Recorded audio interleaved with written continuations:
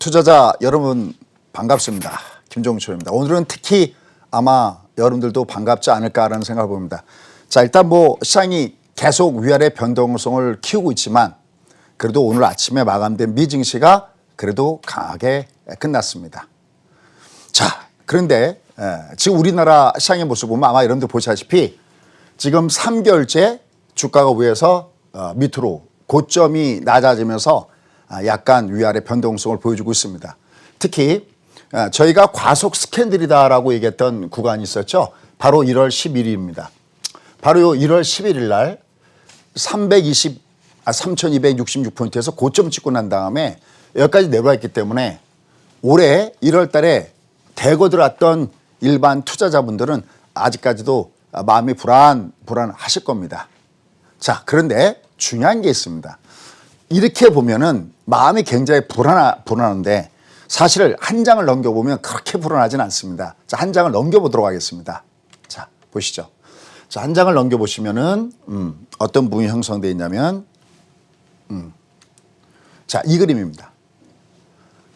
그럼 이건 보는 사람에 따라서 분할 수도 있고 안 분할 수도 있습니다. 자, 그럼 제가 이 장이 불안하지 않다라고 하는 것은 왜 그러냐면 제가 항상 얘기하죠. 주가는 지그재그로 움직인다.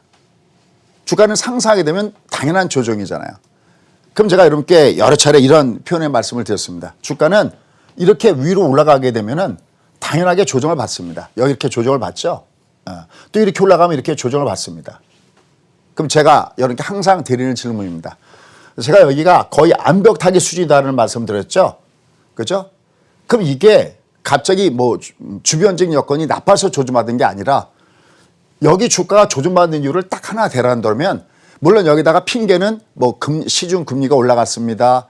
여러 가지 얘기들이 많이 있죠. 미국의 빵 같은 종목군이 빠지고 있습니다. 아니면 테슬라가 조정입니다. 이런 여러 가지 이유를 대고 있지만요.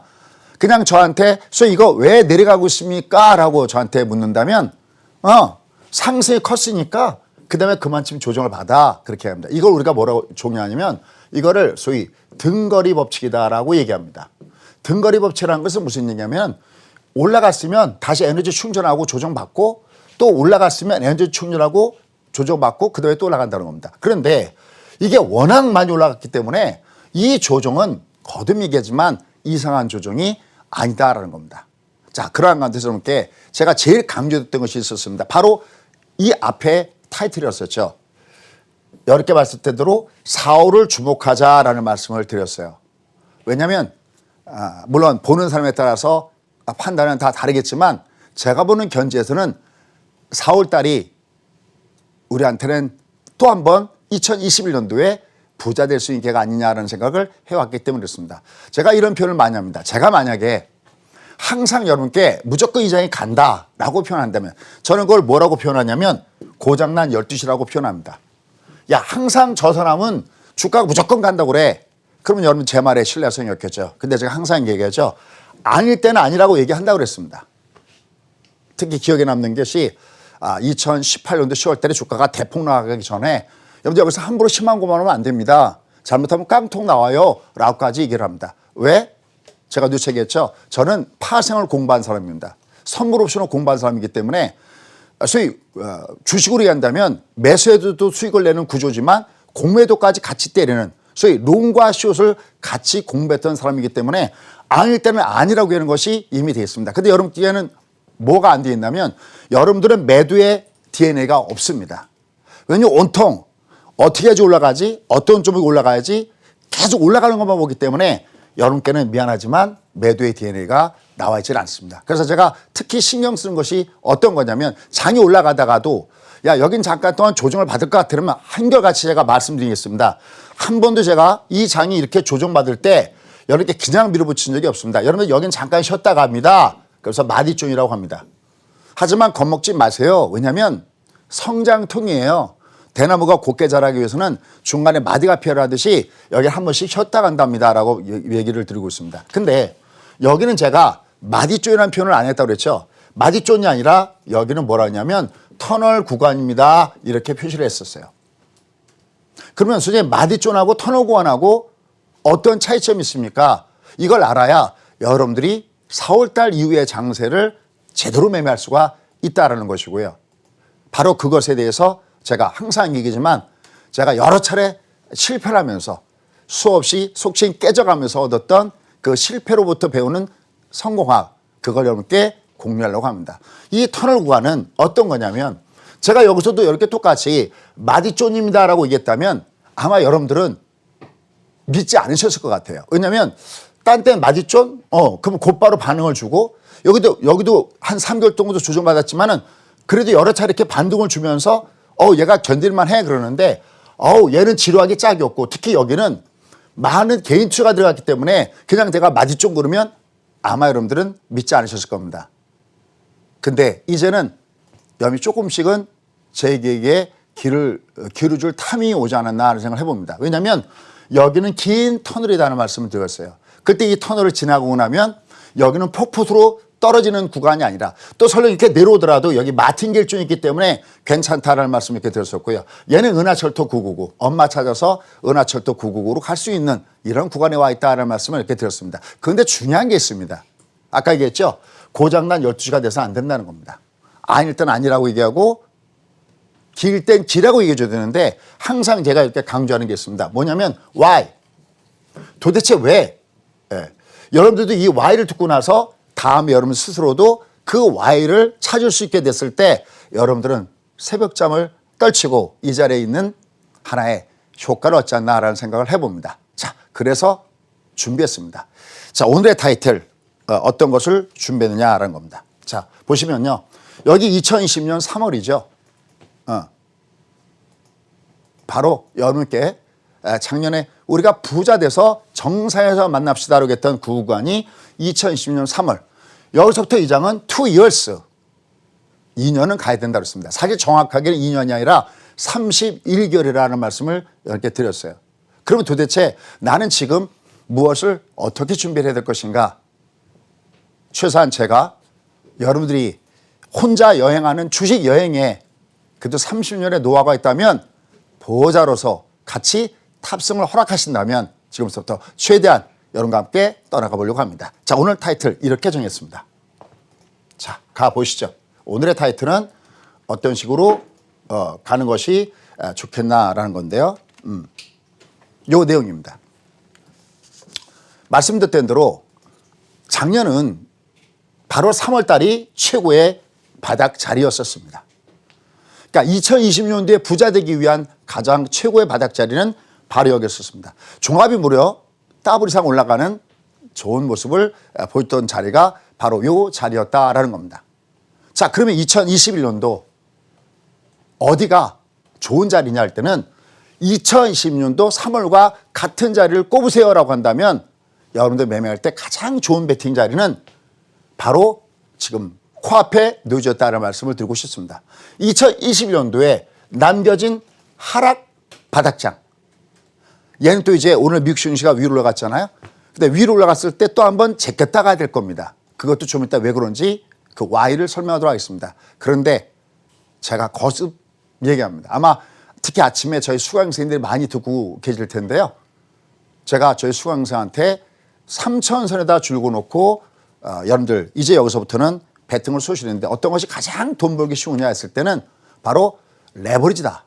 그것이 코스피 레버리지든 코스닥 레버리지든 좋은데 특히 코스피 레버리지 같은 경우는 다시 여기서 주가가 바닥을 할 수 있는 자리다라는 말씀을 드렸어요. 자, 지금부터 투자 여행 떠나가 보도록 하겠습니다. 남겨진 최고의 바닥 자리가 바로 코앞에 다가오고 있는데 먼저 팩트 체크부터 가보도록 하겠습니다. 다시 이러한 자리가 주가는 높아 있지만 이 자리와 같은 성격의 자리가 바로 여기에 놓여졌다는 겁니다. 자, 팩트 체크 가보도록 하겠습니다.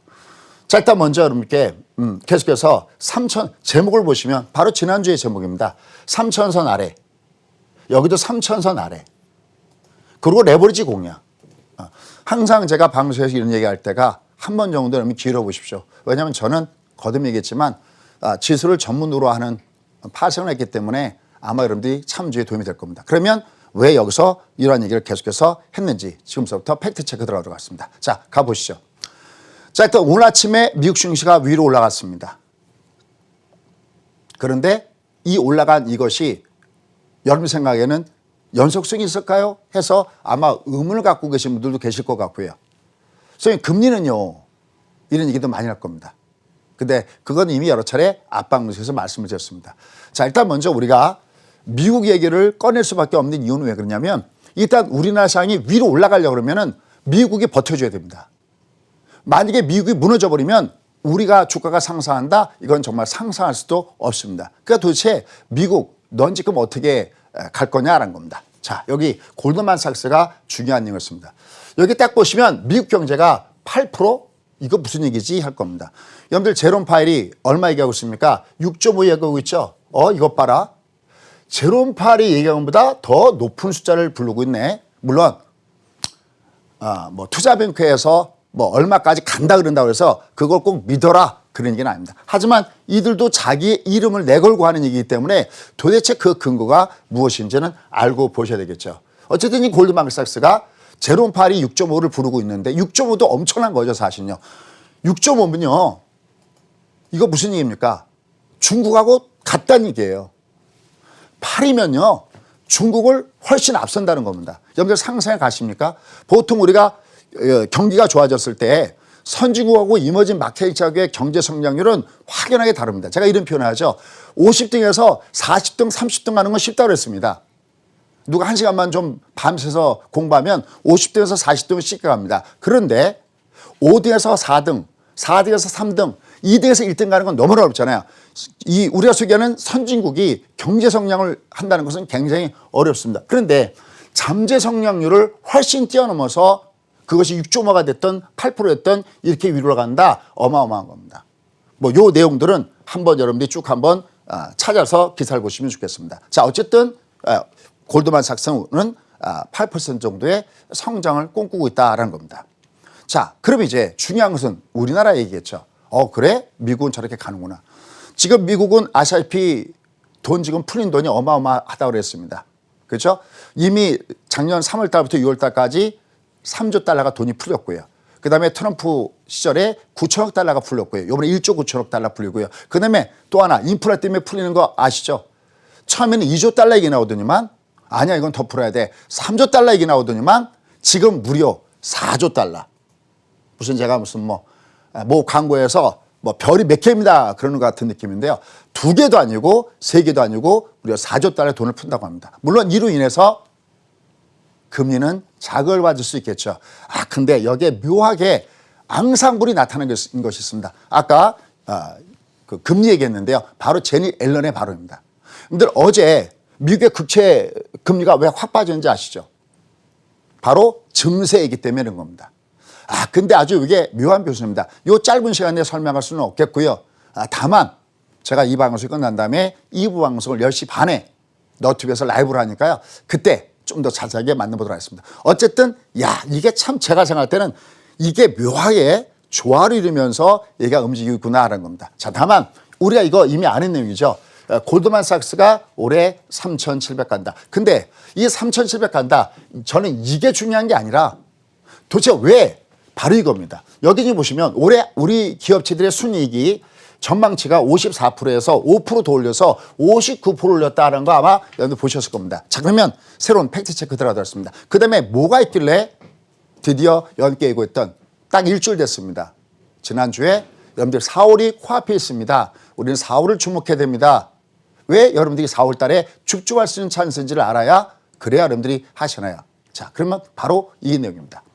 IMF에서 우리의 성장률을 다시 올렸습니다. 3.6%로 위로 올렸습니다. 이번에 0.5%가 올라갔다고 그러는데 여기 추이를 보면 아주 재밌습니다. 작년만 하더라도요. 물론 작년에 역시 뭐 팬데믹 현상도 있고 또 우리는 지금 백신 접종이 다른 나라에 비해서는 좀 늦어지고 있죠.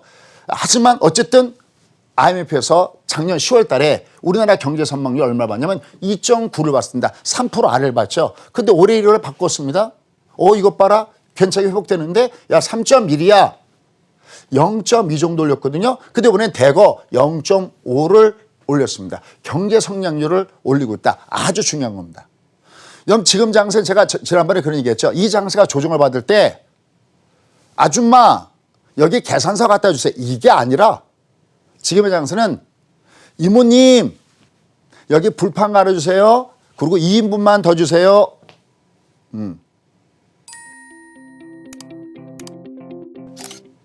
장이 안 끝났다는 얘기죠. 근데 그게 도대체 무슨 얘기냐. 이 앞에 작년 3월 달부터 주가 올라갈 때 밑에서 불판을 대었던 그 연료는 막강한 유동성을 바탕으로 해서 이걸 불을 태웠습니다. 물론 지금 딱 유동성 장세다 실적 장세다 나눌 수가 없었는데 왜 우리나라 경기는 사실 작년 2, 4분기에 바닥을 찍었거든요. 제가 이미 작년에 이렇게 강의할 때 우리나라 경기는 좀 더 구체적으로 딱 찍는다면 5월 달에 경기 바닥을 찍은 것 같습니다라는 말씀까지도 이미 찐팬분들한테 드린 바가 있습니다. 다만 우리가 공식적으로 이게 유동성 장사다 아니면 실적 장사다라고 얘기할 때 거기에 하나의 어떤 기준적인 잣대가 되고 있는 것이 있는데 바로 그것이 뭐냐 기준금리 인상이거든요. 근데 아직은 그런 것이 없죠. 다만 이런 건 있습니다. 지금이 가장 매매하기 좋은 게 뭐냐면요. 드디어 제롬 파웰이 자기 속내를 드러냈죠. 얼마 전에 뭐라고 했습니까? 지금 당장은 아닌데 단설 깔죠. 지금 당장은 아니야. 그리고 경기가 완전하게 회복돼야 돼. 그리고 그거조차도 굉장히 천천히 할게. 그런데 말이지 만약에 정상적으로 돌아가면 시장에 돈 푸는 건 좀 줄일게. 그렇죠. 눈치채셨죠. 드디어 조금씩 얘기하고 있습니다. 제롬 파웰이 그런 얘기했거든요. 이미 벤 버냉키 때 한번 경험했던 사실이었죠. 2013년도에 5월 달에 벤 버냉키가 느닷없이 테이프에 대한 얘기를 하면서 시장이 쇼크를 받았습니다. 스스로 벤 버냉키 전 의장도 내가 그때 참 잘못했다. 마이 미스테이크 인정을 했습니다. 제롬 파웰이 그걸 모를 리가 없는 거죠. 그래서 얘기했죠. 나는 갑자기 하지 않을게. 천천히. 그리고 미리 어머니께 예고를 줄게. 그럴 때 제가 살 때는 요만한 눈곱만한 거지만 살짝 하나 던져본 겁니다. 근데 시장은 여전히 괜찮은 모습을 보여주고 있습니다. 좀 더 진한 시나리오가 올 때는요. 가장 먼저 여러분과 찾아뵙도록 하겠습니다. Anyway, 자 어쨌든 이 내용이 왜 굉장히 중요하냐. 그동안의 불판은 소위 공식적으로는 유동성하고 대표였는데 이제 불판을 가는 시간. 이제는 얘는 이 앞에는 돈빨 장세였다면 이제는 경기빨로 올라가야 되거든요. 그러면 경기빨로 올라간다는 얘기 뭐냐면 금리의 상승을 금리가 올라가면서 시장에 끼치는 그것에는 말할 수 있는 요인을 뭐가 커버해야 되느냐. 바로 경기라는 이놈이 커버를 해줘야 되거든요. 근데 지금 대외적으로 IMF에서 우리의 경기 성장률을 3.6으로 올리고 있다는 겁니다. 에이 소장님 이거 하나만큼만 갖고 되겠습니까? 제가 이거 하나 준비했겠습니까? Next 이겁니다. IMF만 그런 게 아니라는 거죠. IMF가 우리의 경제 성장률을 3.6% 올린 거 왜? OECD 보십시오. 2.8에서 3.3. 이 숫자를 보지 마십시오. 여러분들 이런 얘기 많이 하시죠. 아마 여러분들 지금 이 TV를 보시는 분들도 뭐 정치적인 색깔이 다 다를 겁니다. 그러면 어떤 여론조사기관에서 야 뭐 국정 지도가 얼마래 뭐가 얼마 돼 그럴 때 여러분들 야 저 숫자 저거 맞는 거야? 뭐 그럴 거 있습니다. 그럴 때 있을 겁니다. 그때요 그 숫자를 보지 마십시오. 그건 다 차이가 날 수 있으니까요. 뭐를 보시면 되냐면 추이를 보면 됩니다. 지지도가 올라가고 있니? 지지도가 내려가고 있니? 그 추이를 보면 그거 추이는 틀림없다는 거죠. 이 추이를 보십시오. 이 추이가 이게 숫자가 맞겠어? 야 아직 우리나라는 백신도 접종 안 했고 힘들지 않아? 근데 추이가 뭐냐면 올리고 있다라는 거예요. 얘가 이렇게 올리고 있다는 겁니다. 특히 왜 올리고 있을까요? 바로 그것은 뭐냐면 우리가 중간재를 수출한 나라이기 때문입니다. 물론 만만치 않습니다. 왜냐하면 미국과 중국이 이번에 알래스카 회담에서 이거 트럼프 정부 못지않는구나. 여러분들 제가 누차 얘기하죠. 미국은요. 다른 건 다 여야가 격렬하게 싸우더라도 중국에 대해서 대항하는 것만큼은 여야가 따로 없다라는 말씀을 드렸어요. 항상 미국은 중국에 대해서 어떤 조치를 취할 때는 거의 만장일치에 가깝게끔 다 허락합니다. 근데 이번에 어떻습니까? 만만치 않다는 거죠. 그럼 미국과 중국이 격렬하게 싸우면 싸울수록 어떤 자유무역에 대한 그 강도는 낮아질 수밖에 없고 우리한테도 타격을 줄 수가 있습니다. 그런데 전 세계 경기가 살아난다. 그럼 우리는 어떻게 될까요? 그렇죠. 이 중간재 수출이 엄청나게 늘어날 수 있다는 겁니다. 그리고 우리는 보기와는 달리 1등 제품을 많이 갖고 있잖아요. 그거 여러분들 아시죠? 근데 이 추이가 높아지고 있다는 겁니다. 그래? 이것 봐라. 그럼 이거 뭡니까? 그러면 이게 뭐냐면 소위 금리가 위로 올라간다 하더라도 결국 이것에 대한 어떤 찬물에 대한 효과를 덤브린 경기가 카바를 칠 수 있다는 것이고요. 뇌세계였죠. 꼭 하나 기억하십시오. 주가의 꼭지는 절대 네버 불경기에서 주가가 꼭지 치지 않습니다. 주가의 진정한 꼭지는 항상 어디서 오냐면 호경기에서 옵니다. 그래서 여러분들이 꼭 공부해야 된다는 겁니다. 이번에도 주가 바닥도 보시죠. 주가 바닥도 어디서 온 겁니까? 오히려 경기가 최악일 때 왔죠. 미리 떴죠. 경기가 최악일 때 미리 떴습니다. 주가의 꼭지도 이거 경기가 꺾어주는구나. 절대 거기서 꺾어지지 않습니다. 훨씬 그 이전에 먼저 스마트머니는 빠져나갑니다. 왜? 나중에 꺾어지는 걸 보고 빠져나가려면 출구가 막혀서 나갈 수가 없기 때문에 먼저 빠져나간다는 걸 꼭 염두에 두시기 바랍니다. 주가의 바닥은 경기로 잡는 것이 아니라 금리로 잡아야 되고요. 주가의 꼭지도 역시 금리로 잡아야 됩니다. 근데 그 금리란 놈은 경기가 호경기일 때 위로 올라가거든요. 근데 지금 아직까지 기준금리는 제자리에 머물고 있다는 겁니다. 자, 그런데 얘가 지금 위로 올라가고 있습니다. 도망가지 마십시오라는 말씀을 참 많이 드리고 있습니다. 자, 그러면 드디어 여러분께 좀 더 딥하는 걸 보겠습니다. 선생님, 그거는 전망이고 실제 중요한 게 뭡니까? 여러분들 제가 지난번에 말씀드릴 때 4월 달을 봐야 되는 가장 큰 이유는 뭐냐면 주가가 3,200까지 1년 동안에 이익을 나는 걸 끌어당겨 와서 썼어? 그러면 이 장을 움직이는 메이저들은 뭐 한다고 했습니까? 본다고 그랬습니다. 진짜 정말 실적이 저렇게 나오는 거 맞아? 제가 여러분께 그런 말씀을 드렸죠. 주식은 고포에서 사서 저포에서 판다는 말씀을 이렇게 드린 적이 있었습니다. 진짜 이게 정말 과세되는 게 맞아? 그래서 뚜껑을 딱 까보니까 사실이었네. 팩트였네. 뭐요? 2월 수출입 동향입니다. 우리나라가. 정말 잘 되고 있잖아. 그죠? 나중에 한번 가서 보시죠. 그냥 잘은 몰라도 뭔가 플러스. 그죠? 2월 수출 동향을 보니까 실제로 좋아지고 있다는 겁니다. 앞으로 더욱더 좋아질 가능성이 없다는 겁니다. 정리하겠습니다. 일단 우리가 지금 이 장이 완전히 꼭지치고 내려가는 것이 아니라 한 번 더 가기 위한 터널 구간이다라고 한다면 일단 먼저 어디가 살아있어야 되냐? 미국이 살아있어야 된다. 근데 미국이 여전히 살아있는 정도가 아니라 가장 우량하게 성장하고 있고 많은 돈들을 뿌려주고 있고 또 여기다가 인프라 투자까지 한다. 근데 기업체들 실적도 상당히 앞으로 좋아질 가능성이 높다. 경제 성장률이 이거 뭐야? 중국보다도 더 성장한다고 하네. 그럼 우리도 거기에 따른 예전보다는 못하겠지만 낙수 효과가 있는 거죠. 근데 우리나라도 보면 계속해서 전망이 좋아지고 있는데 실제 팩트로 이게 나타나고 있다는 것이 아주 굉장히 중요한 부분이다라는 겁니다. 자, 그럼 이제 지금서부터는 저의 의견을 여러분과 하면서 마감하도록 하겠습니다. 자, 그러면 이제 제가 왜 4월 달을 그토록 주목을 하라고 말씀드렸는지 그 결과를 말씀드리겠습니다. 여기 한번 보시죠. 5일평선이 하향이면 이 장이 위로 올라갈 때는 N자가 3개가 나야 됩니다. 무슨냐면 5가 이렇게 N자가 나와야 되고요. 이걸 상방이다라고 얘기하고요. 그 다음에 20선이 이렇게 여기도 20선 이렇게 N자가 나와야 되고요. 두 번째, 세 번째, 그 다음에 녹색선이 이렇게 N자가 나오는 상방을 줘야 됩니다. 주가가 위로 올라갈 때 N자를 준다는 얘기는 이게 N자를 준다는 얘기는 한 번 앞에 조정이 있다는 얘기입니다. 그럴 때 중요한 게 있습니다. 5일선이 꺾이잖아요. 그럼 5일선은 일주일선이잖아요. 얘가 5일선이 꺾이면 일주일 동안 조정이면 그러니까 올라갔다가 5일선이 꺾어지면은 얘는 대략 일주일 정도 있으면 다시 주가가 올라갈 수 있구나라는 얘기가 되는 거고요. 2선이 꺾이면 한 달 정도. 여기 보시면 여기 20선 꺾어지죠. 얘가 이렇게 꺾어지면 한 달 동안 이 21평선 아래 캔디 20개가 놓이겠다라는 이 얘기입니다. 자, 그런데 바로 이 부분입니다. 이 부분입니다.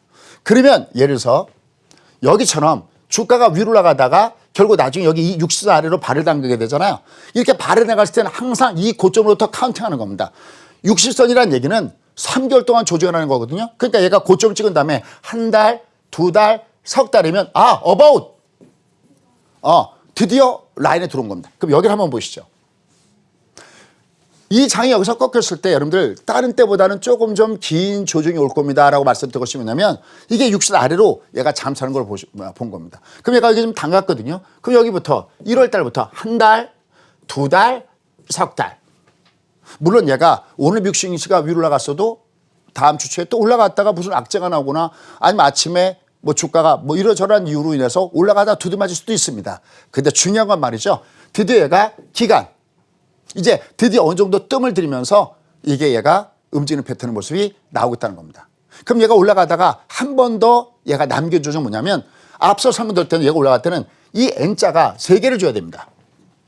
얘가 올라갈 때 이렇게 상승 파동을 N자를 3개 줘야 됩니다. 하나, 5, 20, 60. 근데 얘를 보십시오. 얘가 만약에 내려가다가 위로 내려가는 건 여기 밑에 바닥점 있다는 얘기는 놓쳐야겠으니까 이건 빼고요. 그 올라가면 한 번 제끼는 건 왜 그러냐면 얘가 올라갈 때 어떤 현상이 생기냐면 녹색은 그냥 얘가 올라가면 녹색은 그냥 N자가 되겠죠. 그다음에 이 선도 N자가 되겠죠. 근데 딱 하나 N자가 아니겠습니다. 뭐가? 올리평균선 올라갈 때 N자가 안 나옵니다. 기적으로. 그러면 어떻게 할까요? 또 올라가도 또 제꼈다 한 번 가는 그 남겨진 조정장이 또 한 번 또 있다는 겁니다. 그때도 여러분들은 도망가서는 안 된다라는 겁니다. 자, 근데 더 재밌는 마지막 히든카드는 지금 여러분께 보여드릴 이 차트가 오늘 제가 준비한 회심의 한방입니다. Are you ready? 준비됐습니까? 바로 이겁니다. 어이구. 이겁니다. 그런데 갑자기 도망가네요. 아, 이거, 뒤에 데이터가 없네요. 자, 뒤에 데이터가 없습니다. 어디 갔는지 빼놨네요. 자, 대신 제가 아무래도 말로 설명할 것 같습니다. 회심의 한 방이 없어져 버렸네요. 자, 여러분들 제가 마지막 뒤에 한 방의 그 내용은 어떤 내용이냐면 말로 하겠습니다. 말로 하겠습니다. 회심 한 방이 없어져 버렸는데요. 중국 증시를 보시기 바라겠습니다. 뭐를 보시라고요? 중국 증시를 보시기 바라겠습니다. 중국 증시를 보시면 중국 증시가 어디 있냐면 딱 마틴에 걸려 들어와져 있습니다. 어디 들어왔다고요? 중국 증시가 여기처럼 요걸 갖고 설명하면 되겠네요. 중국 증시가 어디 와 있냐면 딱 여기처럼 여기 요 사이에 와 있습니다. 주가가 위에서부터 조정을 받았을 때 위에서부터 주가가 조정받았을 때 딱 마틴 구간에 와 있습니다. 주가가 위에서 20선이 외봉인 상태 속에서 이 밑으로 갔을 때 절대 여기서 끝나지 않습니다. 제가 좀 이따가 종목 상담할 때 다시 한번 중국 증시 가지고 설명드리도록 하겠습니다. 즉 무슨 일 하고 싶으냐면 최근에 주가가 밑으로 우리가 올라가고 싶어도 얘가 3개월 동안 이렇게 조정을 받고 못 갔던 가장 큰 배경은 어디에 있느냐라는 겁니다. 여러분 우리가 아침에 시장을 문을 열잖아요. 그럼 이제 당장 월요일 아침에 시장에 문을 열면 어디에 영향을 받을까요? 그렇죠. 미국 증시에 영향을 받아서 같이 영향을 주면서 스타트를 딱 겁니다. 그러다가 장이 전개가 되면 10시 반 정도 돼서 중국 증시가 열릴 때쯤 되면 중국의 영향을 받는 거 아시죠? 여러분 우리가 주말째가 올라간 배경도 중국이 올라간 거 아시죠? 근데 중국이 현재 놓여진 위치가 딱 어디 왔냐면 마틴 구간에 딱 돌아져 있습니다. 결국 지금 우리한테 남겨진 지금의 이 장세, 지금 이 4월 달에 코앞에 두고 있는 이 장세 흐름은 결국 우리가 2020년도에 3월 달이 절호의 매수 찬스여서 수익을 크게 올릴 수 있는 구간이었다면 2021년도에는 물론 나는 조금 낮춰야 됩니다. 왜냐하면 유동성 장세일 때 수익이 실적 장세의 실적보다는 수익률보다는 훨씬 크기 때문에 그때보다는 몸을 낮추지만 2020년도 3월과 같은 동급의 장세가 2021년 4월 달에 바로 여기서 나타난다는 그 부분입니다. 또 하나는 저는 고민이 이게 올라가면 이게 더 고민입니다. 이 시장이 이거 내려갈 때는 아주 편합니다. 여기 누군가가 저한테 와갖고 선생님 지금 어떻게 하면 됩니까? 그러면 내려갈 때 줍줍이야. 왜? 이미 앞서 있지만 3,000세다 줄고 놓고 그냥 여기서 35만 턴하면 사세요라고 소위 줍줍 구간입니다. 오히려 까다로운 건 뭐냐면 얘가 떠서 여기까지 오면 이건 또 까다로웠어요. 왜? 4월 때 실적을 까보니까 이거 우리가 이미 다 예측한 건데 그럼 얘는 이 위까지 올라가고 가지 못할 가능성이 있기 때문에 그렇습니다. 까보니까 와 정말 좋은데 이건 우리가 예단하는 게 아니라 실제 실적을 보면서 봐야 됩니다. 근데 앞에 서두에서 말씀드렸죠. 주요 기관에서 올해 미국 8%까지도 갈 수 있어. 꼭 8%가 아니어도 좋습니다. 제롬 파리 얘기했던 대로 6조 원만 가도 어마어마한 겁니다. 우리 EPS 증가율이 50% 60%까지 올라갈 수 있어? 그러면 장은 여기서 멈출 수가 없는 것이죠. 그래서 지금 여러분들은 이게 오히려 올라갈 때가 더 어렵다. 그래서 이렇게 멘트를 하면서 마감하고 싶습니다. 지금은 현재 여기 위치는 주식을 하는 게 위험한 것이 아니라 주식을 안 하는 것이 위험하다라는 멘트로 마감하고 싶습니다.